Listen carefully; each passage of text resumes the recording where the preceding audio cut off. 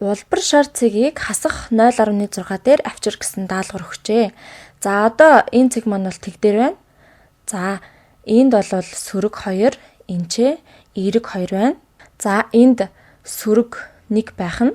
За тэгээ сөрөг 2. Тэгэхээр энд сөрөг 0.5 байна.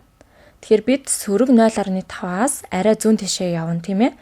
За энд сөрөг 0.5 цаашаа 11 явах шаардлагатай. За энэ хавцаа сөрөг 0.6 байх бах. За өөр хідэн жишээ бодъё. Улбар шар цэгийг тоон шулууны 1.9 дээр авчир. За өмнөх жишээтэй адилхан даалгавар өгөгдсөн байна. За энчээ 1 байгаа. Эндээс 0.5 гэдэг чинь 1.5. За 1.9 бол 2-оос 11-ээр л байгаа тийм ээ.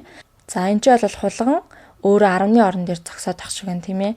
За тиймээс энэ бол 1.9-т их ойрхон байх шиг байна. За дахиад нэг жишээ хий. Улбар шар цэгийг тоон шулууны 0.5 дээр авчир.